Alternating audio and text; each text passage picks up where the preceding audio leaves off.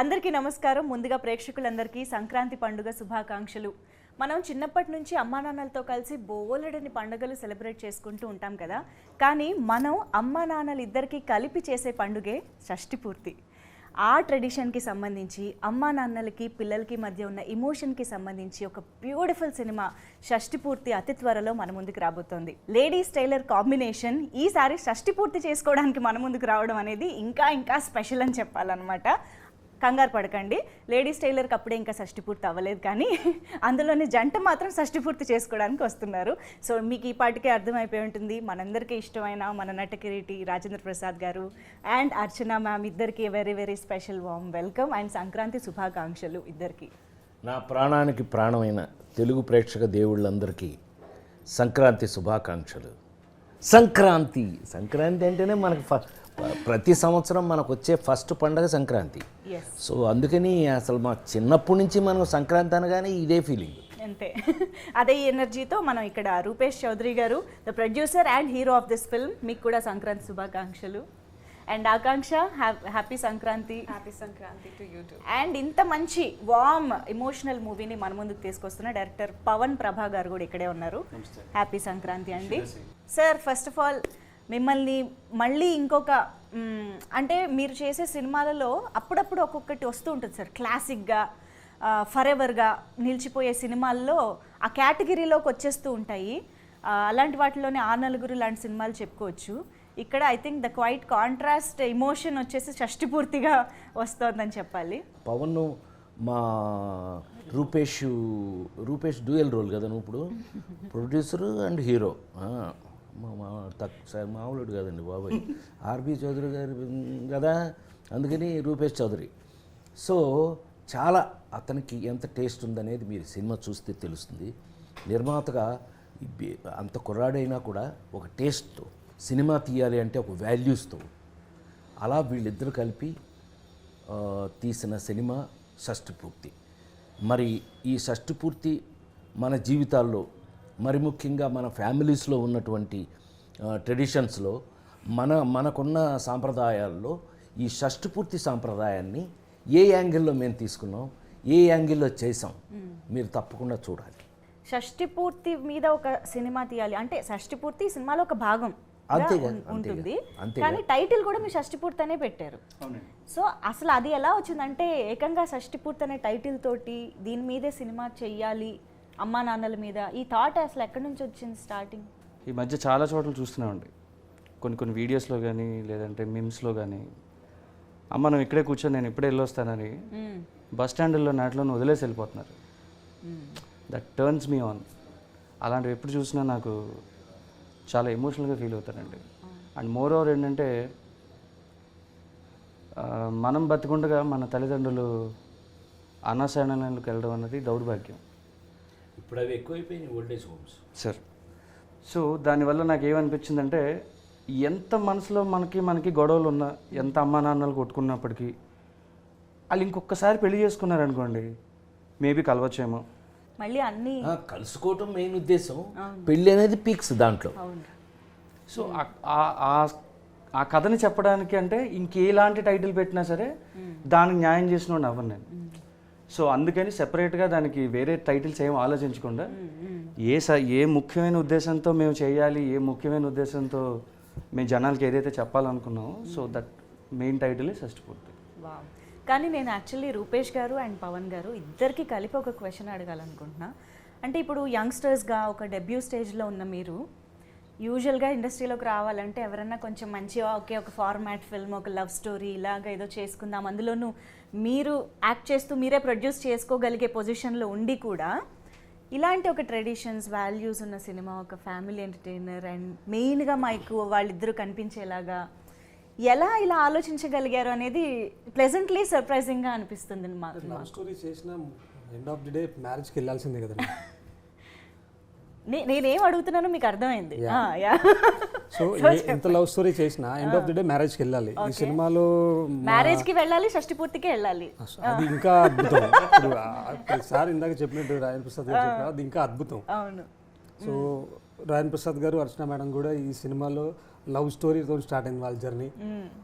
వాళ్ళు పెళ్లి చేసుకున్నారు, మళ్ళీ షష్ఠి పూర్తి జరిగింది. అవును. ఏ మా సీక్రెట్లకు నువ్వు చెప్పేకు. We are ladies tailor. పంతులమ్మ. నా వరకు నేను Rajendra Prasad sir is like for me నాకు ఆయన ఇన్స్పిరేషన్ అండి ఎప్పుడు కూడా. అంటే ఎక్స్ట్రాడినరీ థింగ్స్, ఎక్స్ట్రాడినరీ అన్నది ఎలా ఉంటుంది అంటే ఒక సర్వ దాని ఏమంటారంటే అన్ని క్వాలిటీస్ ఉన్నప్పటికీ కూడా చాలా కామ్గా, చాలా రాముడిగా, చాలా రాముడు ఎలా ఉంటాడు సౌమ్యంగా, though he's powerful, he won't show it anyways, నిండుకుండా తొణకదన్నట్టు. ఎక్కడైనా. అలాగేంటంటే అండ్ రాజేంద్ర ప్రసాద్ సార్ వాళ్ళ అబ్బాయిగా ఈయన పెట్టాలి, లేదంటే అసలు రాజేంద్ర ప్రసాద్ సార్ని తీసుకోవాలి సినిమాగా ఎందుకు అనుకున్నాం అంటే ఈయన మీద ఏం చెప్పినా జనాలకి ఫట్ మన వెళ్తుంది. అవును. ఒక రూపాయి నువ్వు ఏం చేస్తావు అంటే ఇద్దరు మనుషులను విడదీస్తాను అని చెప్తారు ఆయన. ఆ డైలాగ్ పండాలి అంటే అది చెప్పే వ్యక్తి అంత పొటెన్షియాలిటీ ఉండాలి ఆయనకి. అవును. సో నేను షష్ఠిపూర్తి లాంటి వాల్యుబుల్ ఫిల్మ్ చెప్పడానికి I want diamonds. So I got my Janaki and RP sir and Archana ma'am. Wow. Ladies tailor cinema ఎంత క్లాసిక్కో, ఎన్ని వందల రోజులు థియేటర్స్లో అప్పుడు ఆడిందో, ఎన్ని వేల నిమిషాలు ఇప్పుడు మేము స్క్రీన్ మీద అంటే టీవీలో కానీ మా ఇప్పుడు ఫోన్లో కానీ చూసుకుంటున్నామో లెక్కే లేదు. అలాంటి ఒక కాంబినేషన్ అంటే 1986లో చేసినటువంటి సినిమా అసలు మేమైతే ఎక్స్పెక్ట్ చేయలేదు మళ్ళీ మీ ఇద్దరిని ఇలాగా ఒక స్క్రీన్లో చూస్తాము అని చెప్పి. మీరు అసలు ఎప్పుడైనా ఊహించారా? అసలు ఈ కాంబినేషన్ అనగానే మీ ఇద్దరు రియాక్షన్స్ ఏంటి మాకు తెలుసుకోవాలని. నిజంగా నేనైతే షాక్ అయ్యా. ఈ పని చేసింది పవనే. అంటే అసలు మెయిన్గా మీకు ఎక్సైటింగ్ కారణం ఏంటంటే మా వాళ్ళకి ఆ ఎక్సైటింగ్ కారణం ఏంటంటే లేడీస్ టైలర్ సినిమా తర్వాత మనం ఎప్పుడూ కలవలేదు అసలు. మీరు ఆశ్చర్యపోతారు చెప్తే. ఇన్ని సంవత్సరాల నుంచి అంటే తను ట్రాక్ ఒక డిఫరెంట్ ట్రాక్లో వెళ్ళింది. దాసి, ఇలా నిరీక్షణ, ఇలాంటి స్పెషలైజ్డ్ క్యారెక్టరైజేషన్స్ మీరు తెలిసిన నేషనల్ అవార్డ్స్ అవన్నీ తీసుకుంటాను. మేము ఇద్దరం సెపరేట్ ట్రాక్లో వెళ్ళిపోయాం. దాంతో ఇది యాదృచ్ఛికం, ఇది గమ్మత్తు. అది నాకెంత ఆశ్చర్యం వేసిందో. పవన్ వచ్చి ఏమండి మీకు మీ పక్కన హీరోయిన్ ఎవరో తెలుసా అని అంటే, నా పక్కన హీరోయినా? ఏదో ఆలోచనలు ఉంటాయి కదండి, ఎవడ ఆలోచన వాడిది. మనం ఎక్స్క్యూజ్ మీ, హేమమాలిని ఊరుకో, ఎందుకు నన్ను అనవసరంగా నువ్వు అదే మరి హేమమాలి మరి అక్కయ్య గారు అయిపోద్దాం వద్దులే. అందుకని అని కాదు నా ఉద్దేశం. మేము ఆ నలుగురు అప్పుడు కూడా ఇదే డిస్కషన్ వచ్చేది, ఎవరైతే బాగుంటుంది. ఎవరైనా నాతో హీరోయిన్గా యాక్ట్ చేసిన వారే కావాలి. ఈ టైపు మేము కలుసుకునేటప్పటికే ఇతను ఆ వర్క్ చేసాడు ఆల్రెడీ. చేస్తే సార్ మీకు సర్ప్రైజ్ అన్నాడు. ఏంటి సర్ప్రైజ్ అన్న? మీకు సర్ప్రైజ్ అన్నాడు. నాకు సర్ప్రైజ్ అన్న? నాకేం సర్ప్రైజ్ అన్న అంటే, మీరు యాక్ట్ చేసిన హీరోయిన్లో మీతో మీకు సంథింగ్ స్పెషల్ తీసుకొస్తాం. స్పెషల్ ఎవరది అన్న అంటే, లేడీస్ టైలర్ అన్నాడు. వైవిజయ కాదండి, కాదు సార్. ఎవరు? దీప కాదండి, అర్చన అన్నాడు. దెన్ ఐ వాస్ నిజంగానే ఆశ్చర్యం వేసింది నాకు. పవన్ ఫోటో చూపించాడు, ఇప్పుడు లేటెస్ట్ ఫోటో అంటే వెరీ గుడ్. నాలాగే ఆవిడ కూడా మెయింటైన్ చేస్తుంది. అంత సీరియస్నెస్ ఉన్న ఆర్టిస్టే, కమిటెడ్ ఆర్టిస్టు, ఏదైనా అనుకుంటే చేస్తుంది అనుకుని. అయితే ఆవిడ చూసుకోండి జాగ్రత్త మాట్లాడిన అంటే ఆల్రెడీ వెళ్ళారు, మాట్లాడారు. ఈ కాంబినేషను మళ్ళీ ఇన్ని సంవత్సరాల తర్వాత మాకే ఆశ్చర్యం వేసింది. ఫస్ట్ చూడగానే అసలు షాక్ అయ్యాం. ఇళయరాజా గారు థియేటర్లో కలుసుకుంటే హవ్ ఆర్ యూనే సరిపోయింది. కానీ ఆ భగవంతుడి అదృష్టం ఏంటో తెలియదు కానీ మా ఇద్దరిని ఇంకా మీ ముందు ఫ్రెష్గానే ఉంచాడు దేవుడు. Of course sir. మ్యామ్, మీకు రాజేంద్ర ప్రసాద్ గారు చేస్తున్నారని తెలిసి ఒప్పుకున్నారా? ఎలా జరిగింది? రాజేంద్ర ప్రసాద్ గారు ఉన్నారంటే మాత్రమే ఒప్పుకున్నారా ఈ సినిమాకి? ఈ ఆన్సర్ కోసమే అడిగా.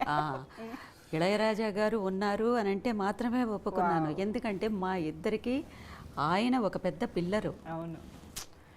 సో వేరే లేడీస్ టైలర్ లాంటి ఒక సినిమాని మా ఇద్దరికి ఇచ్చినటువంటి వంశీ గారిని మళ్ళీ గుర్తు చెయ్యాలి అని అనుకోవడం ఒక డైరెక్టర్ యొక్క మంచి సెన్సిటివిటీ అని నేను అనుకుంటున్నాను. నేను రవికిషోర్ గారు producer.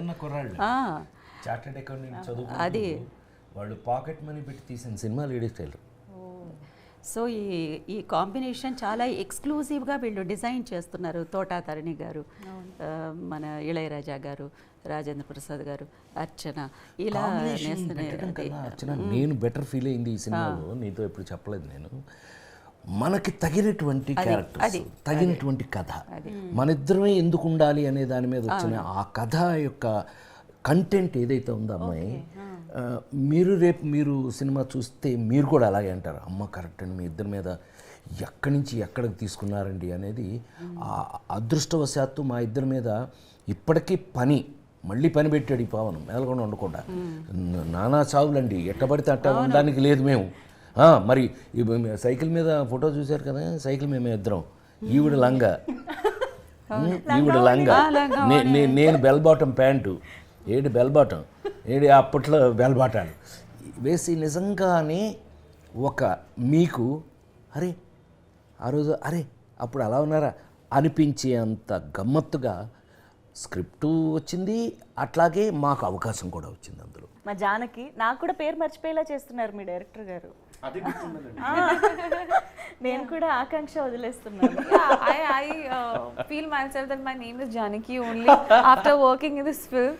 Even when we also talk over the message, I tell him Ram Garu and he says Janaki Garu.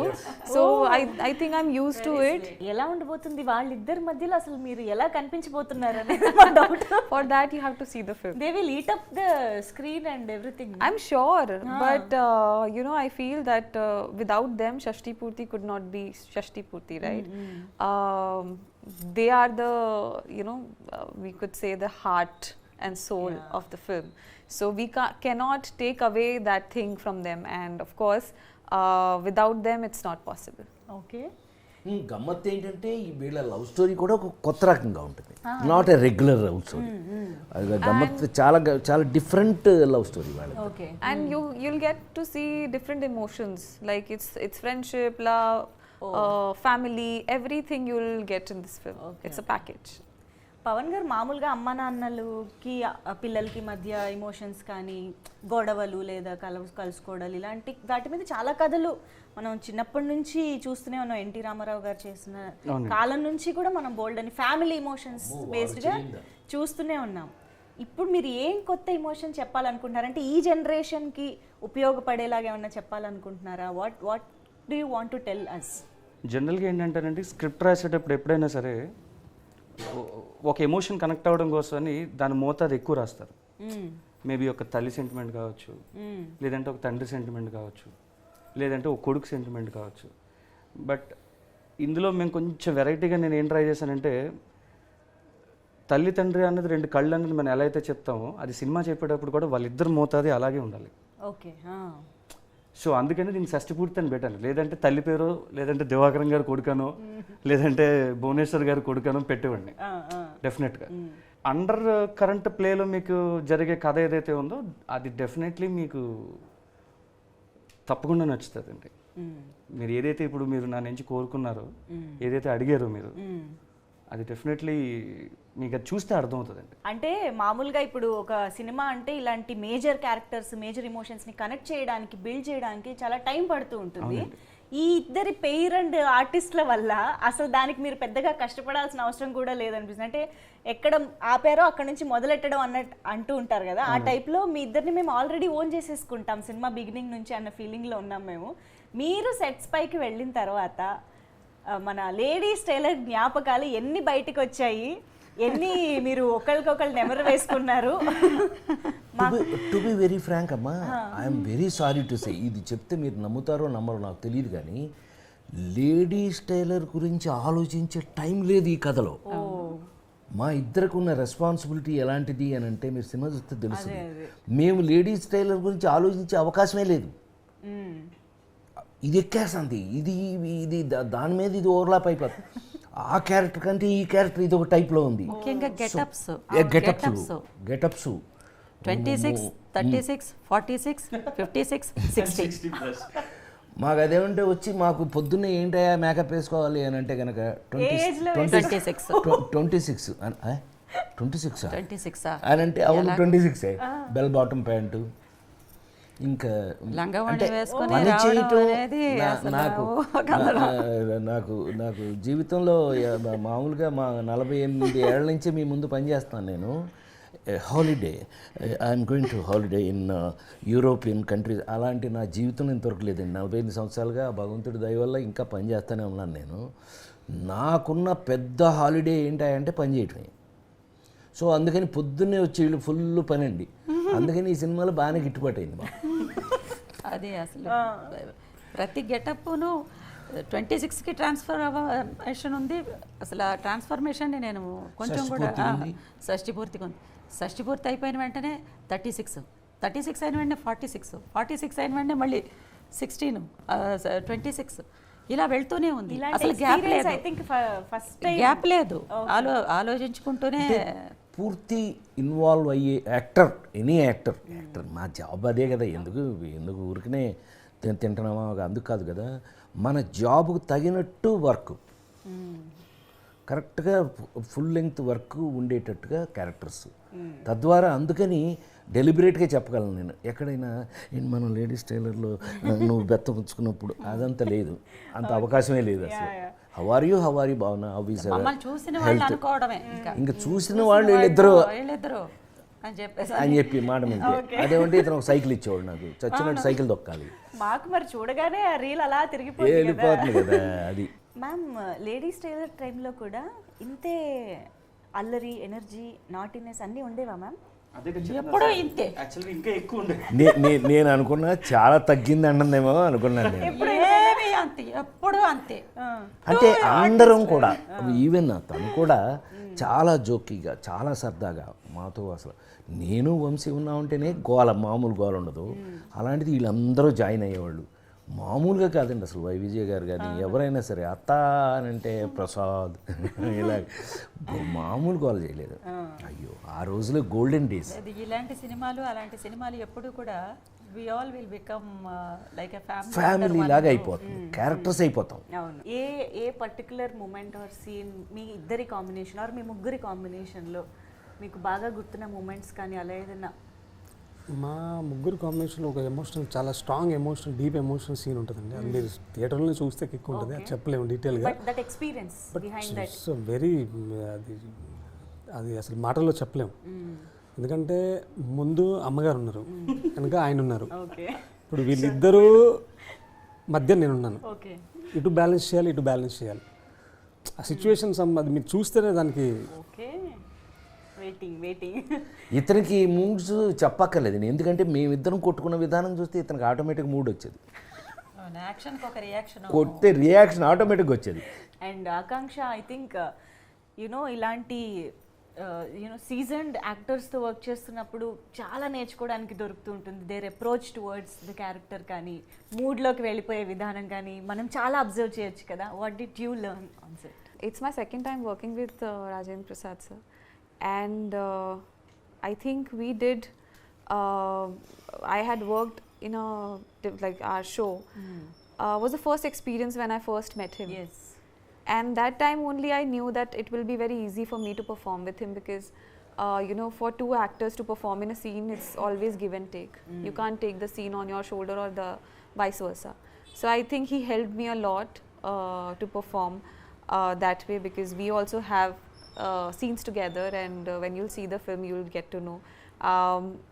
He is a very comfortable actor, and he makes you comfortable in a sense that if it's an emotional scene, I remember we both didn't use any glycerine for that thing. It's ఇది ఒక చిన్న experience నేను చెప్తా ఆకాంక్ష.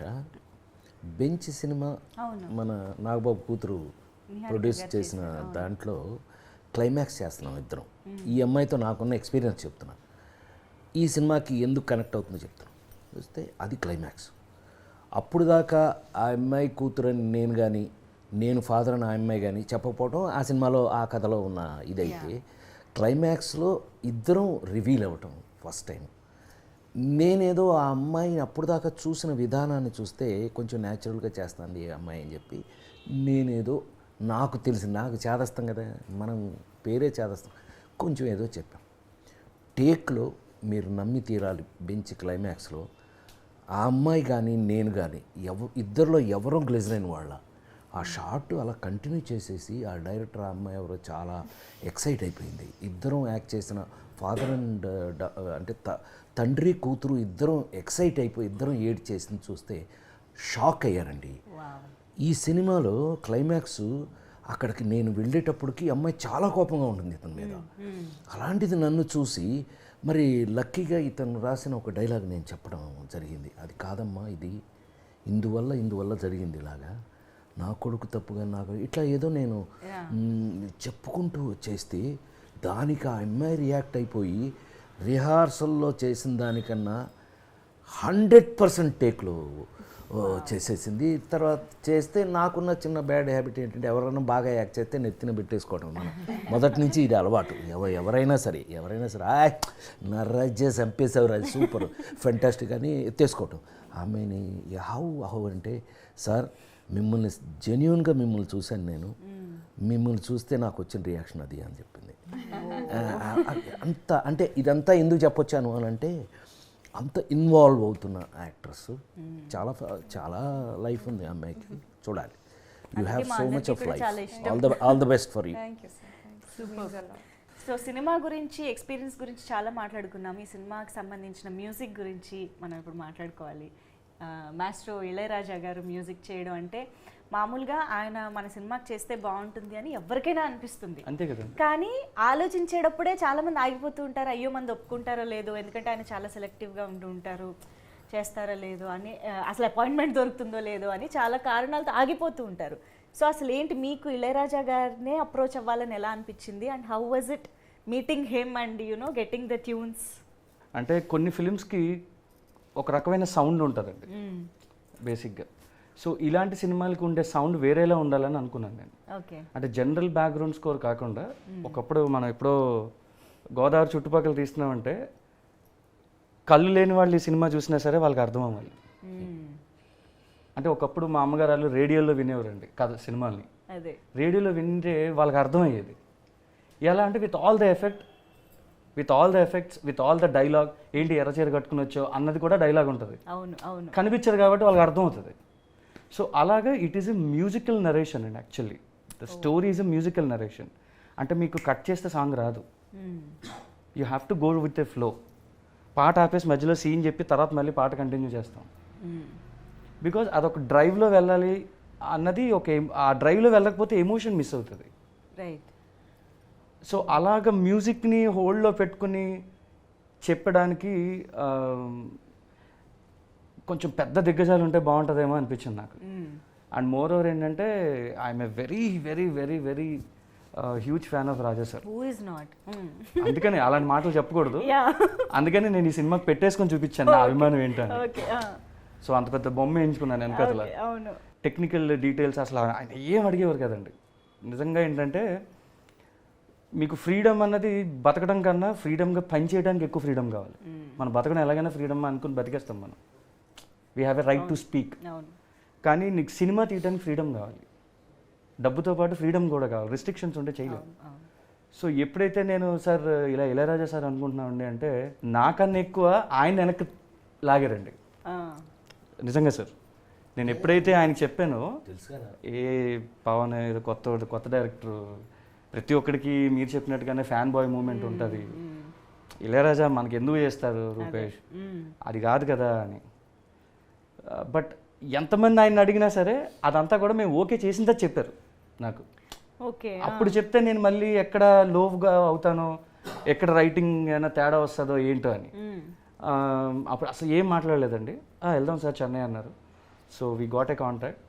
So finally నేను ఆయన మేమిద్దరం వెళ్ళామండి. First 5 minutes just ఒక 5 నిమిషాలు టైం ఇస్తే చాలా అని వెళ్ళాము. 5 minutes అయితే ఇస్తాము, ఏంది విషయం అని చెప్పన్నారండి. వెళ్ళాము 5 minutes వెళ్ళి కూర్చుంటే ఏంది చెప్పండి అని చెప్పగానే డైరెక్టర్ గారు టైటిల్ షష్టి పూర్తి సార్ అంటే అవునా, ఆయన పనులను పక్కన పెట్టేసి గంటన్నర నరేషన్ తీసుకున్నారు సార్. నువ్వు పని చేయన్నారు. ఏంటి సార్ అంటే సాంగ్ సిచ్యువేషన్స్ తీసేసి కథ చెప్పినాక అన్నారు. అంటే వచ్చిందే మ్యూజిక్ డైరెక్షన్ కదా, ఈయన సాంగ్ సిచ్యువేషన్స్తో ఇంప్రెస్ చేద్దామంటే అతను చెక్ చేస్తాడు, మామూలుగా చేయడు. అంటే ఇతనికంటే ముందు తెలుసు కదా నాకు ఇళయరాజా. అందుకని ఇళయరాజా గారి గురించి కరెక్ట్గా చెప్పాలంటే ఏంటంటే ఆయన సెలెక్ట్ చేసుకోడు, ఆయన చేసినవన్నీ సెలెక్ట్ అయినాయి. To be very frank. అంత స్పెషలైజ్ చేసేస్తాడు ఆయన. ఇందాక మెయిన్ మ్యాటర్ చెప్పడం మర్చిపోయాడుతాను. ఇళయరాజా గారిని షష్ఠపూర్తి సినిమాకి ఈ ఈ ఈ ఈ రూపేష్ పవన్ ఎందుకు పెట్టుకున్నారో తెలుసా? వాళ్ళు చెప్పలేదు, నేను చెప్పేస్తున్నా. సాంగ్స్ కోసం కాదండి, బ్యాక్గ్రౌండ్ కోసం. ఎందుకంటే ఈ కథకి కావలసిన మూడు ఇవ్వవలసింది మ్యూజిక్. అది అతను చెప్పదలుచుకుని కూడా అదే. ఈ కథకి పాటల కన్నా రీరికార్డింగ్ ఇంకా చాలా ఇంపార్టెంట్. సో నాకు తెలిసి ప్రపంచంలోనే one of the best re-recording చేయాలి అంటే ఇళయరాజా గారు. అన్ని 100 సినిమాలు చేసి కూడా అదొక జ్ఞాని, మ్యూజికల్ జ్ఞాని అతను. సో అతను కలవటం ఈ షష్ఠి పూర్తికి ప్లస్ ప్లస్ ప్లస్. ప్రతి ఒక సిచ్యువేషన్కి అంటే ఇప్పుడు పెళ్ళంటే మనకి కొన్ని పాటలు గుర్తొస్తాయి, శ్రీమంతానికి కొన్ని పాటలు అంటే శ్రీరస్తు శుభమస్తు పెళ్లి పుస్తకం మాట పడుతున్నావు. Number one song sir, number 1 doubt లేదు. సో శ్రీమంతం అంటే ఒక పాట ఉంటుంది, అలాగా ఒక్కొక్క అకేషన్కి అఫ్ కోర్స్ ఆ నలుగురికి చావుకి కూడా ఒక పాట ఉంది. అలాగా షష్ఠి పూర్తికి నాకు తెలిసి ఇప్పటిదాకా ఎక్కడ ఒక పాట విన్నట్టుగా చూసినట్టుగా గుర్తులేదు. సో వస్తే ఇందులోనే ఫస్ట్ టైం. సో అది ఉందా, ఎవరు రాశారు, ఎలా జరిగింది, ఇలాంటి నాకు డీటెయిల్స్ అన్ని కావాలి. ఎప్పుడైతే సిచ్యువేషన్స్ లేకుండా మీరు కథ చెప్పండి అన్నారు, ఎప్పుడైతే మేము సాంగ్ తీయాల్సిన అవసరం వచ్చిందో, సో సరే అయితే ఇప్పుడు నేను ఇంక సిచ్యువేషన్ తప్పదు, నేను దొరికాను అనుకుని వెళ్ళాను. నేను వెళ్తూ 6 పాటలకి కొన్ని సిచ్యువేషన్స్ నాకు క్లారిటీ ఉన్నాయి కాబట్టి నేను దాన్ని డిజైన్ చేసేసాను. ఇది ఇలా వీళ్ళు చేస్తే బాగుంటుంది, బికాస్ ఒక లేని సందర్భాన్ని, అంటే అది సందర్భం అన్నది ఒకటి ఉంటుంది, దానికి ఇంత పెద్ద భావం ఉంటుంది, ఇంత పెద్ద మీనింగ్ ఉంటుంది అని కొంతమంది రచయితలు రాస్తారండి. నాకు అలాగా ఒక చనిపోయిన దాని మీద కూడా ఫైనల్లీ ఒక సాంగ్ ఉంటే ఇంత జర్నీ ఉంటుందా మనిషికి అన్నది it touched me very long back అండి. సో అలాగే షష్ఠపూర్తి అన్నది ఇప్పటిదాకా ఎవరు ఎప్పుడు చెప్పలేదు. ఆబ్వియస్లీ సార్ మీద పెళ్లి పాటలు ఉన్నాయి, అన్ని లేదంటే ఏమీ లేదు. సో ఇది ఒక్కటే ఎందుకు వదిలేయటం, సో సార్ ఖాతాలు వేద్దాం అని మేము డిసైడ్ అయ్యి ఏం చేసామంటే సిపి సార్కి చెప్పాను సిచ్యువేషన్. మేము అది ఓసారి మీట్ అంతా అయిపోయిన తర్వాత చైతన్య ప్రసాద్ గారు అంటే నేను ఆయన పిలిచి సిపి సార్ అని అలవాటు అయిపోయింది. But okay, Chaitanya Prasad sir పిలిచి చెప్పిన వెంటనే ఓకే దాందే ఉంది అని ఆయన, మరి వీళ్ళు కొత్తోళ్ళు ఏమనుకున్నాడో ఏంటో తెలియలేదు, చేద్దాంలే దాందే ఉంది అని వెళ్ళిపోయారు. తర్వాత రాజా సార్ దగ్గర నుంచి మాకు అపాయింట్మెంట్ వచ్చింది, ఈ వీక్లో మనం రికార్డింగ్ పెట్టుకుందాం అన్నారు. ఇంకా సార్ చైతన్య సార్ ఫోన్ చేసాం, సార్ మీరు రావాలండి, సిచ్యువేషన్ రెడీ, ఆయన ఇస్తే ఆన్ స్పాటే రాయాలి, ఏమో తెలియదు అంటే మనం అన్నీ విన్నవే కదండి అని అయితే దానిలో పర్లేదు ఇచ్చేద్దామండి అన్నారు. అక్కడికి వెళ్ళిన తర్వాత మాకు తెలిసిన విషయం ఏంటంటే even he's a very bigger fan then us. ఎందు గురించి అంటే ఒక్కసారైనా రాజా సార్కి రాయాలి అన్న రైటర్ ఎలా ఫీల్ అవుతారో, సింగర్స్ ఎలా ఫీల్ అవుతారో, నాలాంటి డైరెక్టర్స్ ఎలా ఫీల్ అవుతారో, ఆయన లాంటి యాక్టర్స్ ఎలా, బికాజ్ నేను నడుచుకొస్తుంటే బ్యాక్గ్రౌండ్ స్కోర్ ఆయనదే ఉంటుంది. సో ఆయన ఎంత ఎక్సైట్మెంట్ ఫీల్ అవుతారో ఆయన అంతే ఎక్సైట్మెంట్ ఫీల్ అయ్యి అసలు హీ వాజ్ లైక్ క్లౌడ్9 అండి. ఆ రోజు మేము ఆయన ఆనందం చూసాం. ఆ నెక్స్ట్ రోజు ట్యూన్ అంతా ఇచ్చారు, ఒకటే ట్యూన్ ఒకటే టేక్ సార్, ఇంకొకటి అని అనేలోపు వద్దు సార్ ఇదే ఫిక్స్ సార్లా అని చెప్పిన ఎక్స్పీరియన్స్ థింగ్ మా రోజు ఘట్టం వచ్చింది. ఏంటంటే పొద్దున్నే 7:30 కాల్ వచ్చింది సార్. నేను చైతన్య ప్రసాద్ గారు మా హీరో గారు ముగ్గురం రెడీ అయ్యి నీట్గా పాట విందాము అంటే పాట కంపోజింగ్కి మనల్ని పిలుస్తారని తెలుసు సార్. అంటే మేము జనరల్గా ఇంటర్వ్యూలో రాఘవేంద్రరావు గారు సార్ విని మేము అనుకున్నది ఏంటంటే ఆయన పాట ఇస్తాడు, అది పట్టుకొని నువ్వు రావాలి, దాన్ని ఎలా షూట్ చేసుకోవాలో షూట్ చేసుకో, అది అద్భుతం. అది నచ్చకపోతే మనకి మ్యూజిక్ సెన్స్ లేదనుకుంటారు. ఇదో టెన్షన్ నాకు. సరే పాట అంతా అయిపోయింది, చైతన్య ప్రసాద్ గారు అద్భుతంగా రాశారు, fantastic, the song was amazing. ప్రతి ఒక్కళ్ళు అంటే వయసు అయిపోయిన వాళ్ళందరూ కూడా ఈ డైలాగ్ కూడా రాజేంద్ర ప్రసాద్ గారు చెప్పారు, నేను సాంగ్ షూట్ చేస్తుంటే మళ్ళీ పెళ్లి చేసుకోవాలంటారు అన్నాడు. Because we have shorted this song for 4 days అండి. ఆ సాంగ్ మేము 4 days షూట్ చేసాం. ఫస్ట్ టైం మేము సాంగ్ షూట్ చేసాం. Okay. So and Chaitanya Prasad గారు షష్ఠి పూర్తి సాంగ్ అయితే రాశారు. ఎస్, సార్ దగ్గరికి వెళ్ళి ఈ సాంగ్ సిపి గారే కదండి, ఆల్రెడీ చైతన్య ప్రసాద్ గారు వచ్చారు కదా, ఆయనే కదా. ఆయన కాదు సార్, కీరవాణి గారు అనుకుంటున్నానండి అన్నాను. ఆయన అన్నారు అవునండి చాలా బాగుంటుంది, బ్యూటిఫుల్, వెళ్దామని. జస్ట్ ఆయన ఆస్కర్ తీసుకుని వచ్చారు. Is in Chennai, is in some for other film. Okay. CB sir phone చేసిన వెంటనే ఆయన ఒక 5 minutesలోనో 1 minuteలోనో ఇమీడియట్ కాల్ బ్యాక్ చేసి, అసలు మాకు అది ఏం మాట్లాడారో కూడా మాకు తెలియదు. తర్వాత చెప్పారు సిపి గారు, మేము ఊరికే చెప్పాము అంతే. ఈయన ఇలా బయటికి వెళ్ళి వచ్చిన వెంటనే కీరవాణి గారు మధ్యాహ్నం నుంచి రమ్మన్నారండి అన్నారు అంతే. ఇంకా మా ఆనందానికి అంతు లేదు పంతు లేదు. మధ్యాహ్నం చైతన్య ప్రసాద్ గారిని తీసుకెళ్ళి ఆయన చమత్కారంగా మాట్లాడతారు. చైతన్య ప్రసాద్ గారు శైలి కొంచెం డిఫరెంట్గా ఉంటుంది. మేమందరం వెళ్ళి సార్ నమస్తే సార్, ఆయన అక్కడికి వెళ్ళి అది ఆయన మాటల్లోనే మీరు విందురు కానీ, ఓకే సార్ మిమ్మల్ని ఒకరు కలవడానికి వచ్చారండి అని. అని నాకు తెలిసి అంత ముందే చెప్పుంటారు.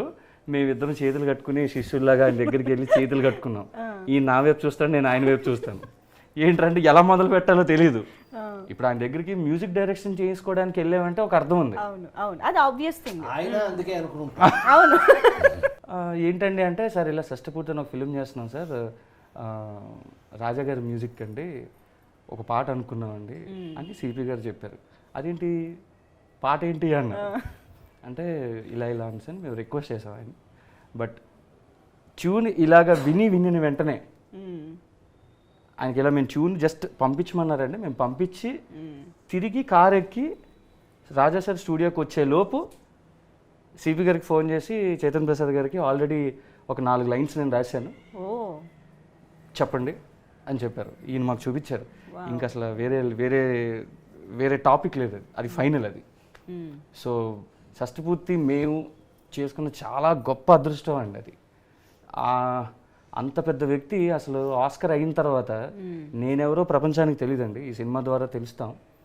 అలాగే మా హీరో గారు, మేము న్యూ వాళ్ళం అన్న, మేము డెబ్యూటెంట్స్ అన్న విషయం తెలుసుండి జనరల్గా ఒక వ్యక్తి నార్మల్ మాట కొత్త సినిమా అంటే కొత్త సినిమారా అంటారు. బట్ అంత టెక్నికల్ ఫిల్మ్స్ని ఆయన హ్యాండిల్ చేసిన వ్యక్తి మేము వెళ్ళి చెప్పిన వెంటనే ఒప్పుకోవడం అన్నది, చైతన్య ప్రసాద్ గారు మాకు గురించి చెప్పడం అన్నది ఒక అద్భుతమైన విషయం అయితే, దాన్ని ఆయన ప్రోత్సహించడం, చైతన్య ప్రసాద్ గారిని నమ్మడం అన్నది వాళ్ళిద్దరి మధ్య ఉన్న బాండింగ్ మాకు అర్థమైంది. ఓహో వీళ్ళిద్దరి మధ్య ఇంత బాండింగ్ ఉందా అనిపించింది నాకు. But that is an amazing experience అండి. అలాగే ఈ సినిమాకి వర్క్ చేసిన ఇంకొక లెజెండ్ మన తోటతరణి గారు, పద్మశ్రీ తోటతరణి గారు. పద్మశ్రీ తోటతరణి ఆర్ట్ డైరెక్టర్లో మన ఇండస్ట్రీలో పద్మశ్రీ. అవును అవును. సో ఆయన ఈ ప్రాజెక్ట్లోకి రావడం, ఆయన కాంట్రిబ్యూషన్ అంటే ఆయన ఈస్థెటిక్ అనేది ఈ సినిమాకి ఎలాగా యాడ్ అయ్యింది. అదేనండి ఇందాక ఇది మ్యూజికల్ జర్నీ ఎలా అయితే ఉంటుంది అని చెప్పాను, అంతేలాగా విజువల్ కూడా మ్యాచ్ అయ్యేలా ఉండాలి. అవును.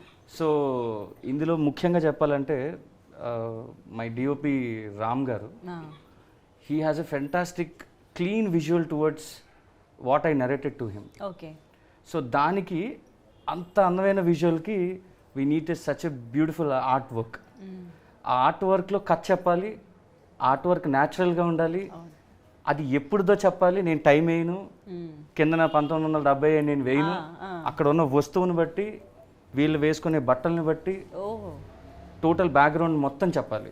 సో సరే ట్రై చేద్దాం. అది కూడా సేమ్ రాజా గారిలాగే వెళ్తున్నట్టుగానే మేము పిల్లి నడకలు వేసుకుంటూ వెళ్ళాం ఆయన దగ్గరికి కూడా.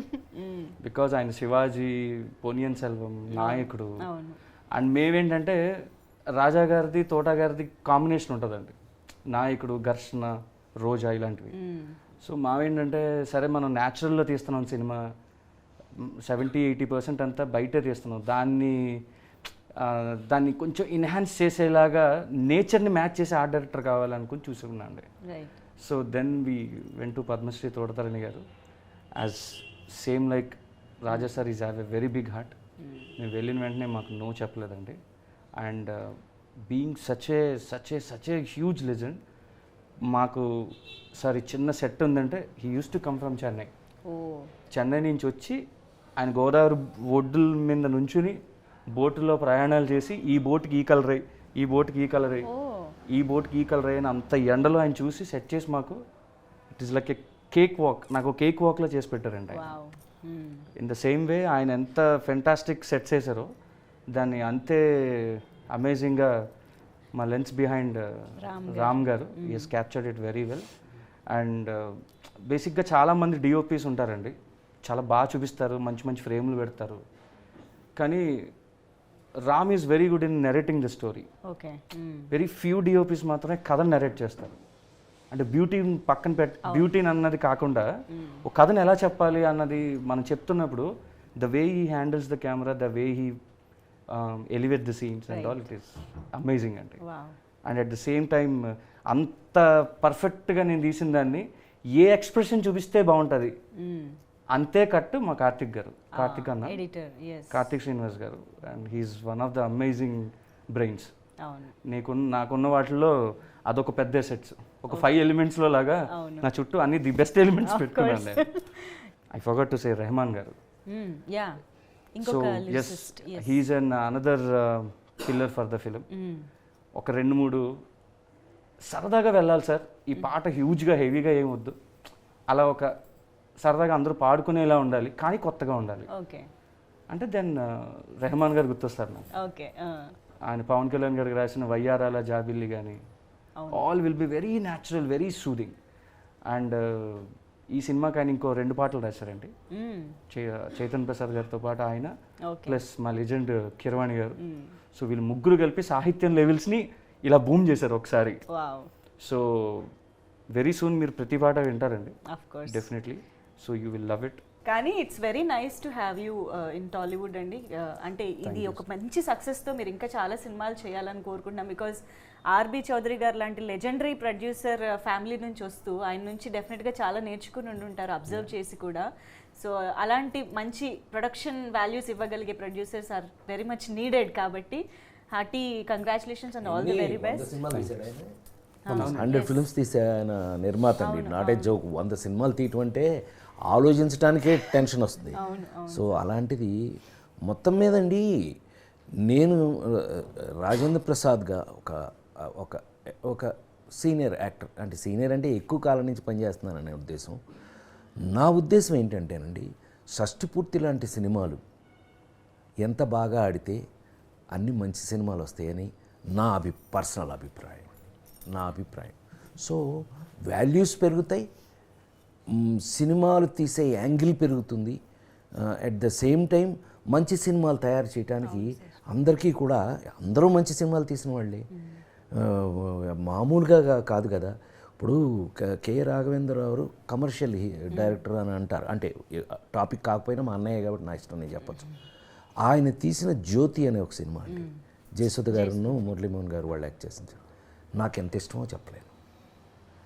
కె విశ్వనాథ్ గారు అన్ని సినిమాలు చేశారు. సప్తపది అంటే నాకు ప్రాణం అండి. సో అట్లా వాళ్ళకి వాళ్ళ ఇప్పుడు బాపు గారు ఉన్నాడు, ముత్యాల ముగ్గు, ఇట్లా వాళ్ళ స్పెషల్స్ వాళ్ళకు ఉన్నాయి. సో ఇలా స్పెషల్స్ చేయాలని ఎవరైనా ఆలోచిస్తారు. సో ఇలాంటి సినిమాలు చేసినప్పుడు, షష్టిపూర్తి లాంటి సినిమాలు వచ్చినప్పుడు మనం కూడా ఒక స్పెషల్ ఎందుకు చేయకూడదని ఆలోచన అందరికీ రావాలి. దానికి కారణం మాత్రం ఈ సినిమా సక్సెస్. సో ఎస్, డెఫినెట్గా ఇలాంటి సినిమాలు చూడడానికి కూడా ఆడియన్స్ చాలా ఈగర్గా ఎదురు చూస్తుంటారు, ఎందుకంటే చాలా అరుదుగా వస్తూ ఉంటాయి కాబట్టి. సో ఇప్పుడు షష్టిపూర్తి ప్రస్తుతానికి సంక్రాంతికి ముందు మేము గ్లింప్స్ అయితే చూసాము. సో ఇంకా రాబోయే కాలంలో ఈ సినిమాకి సంబంధించిన మరింత కంటెంట్ కోసం అలాగే సినిమా కోసం వెయిట్ చేస్తూ ఉంటాము. So thank you so much. ముఖ్యంగా మీ ఇద్దరికి కూడా very very happy to see ఇలా ఒక ఫ్రేమ్లో మీ ఇద్దరిని. థ్యాంక్ యూ సో మచ్ మాకు ఈ టైం ఇచ్చి ఇన్ని విశేషాలు షేర్ చేసుకున్నందుకు. థ్యాంక్ యూ పవన్ గారు, రూపేష్ గారు అండ్ ఆకాంక్ష. సంక్రాంతి శుభాకాంక్షలు.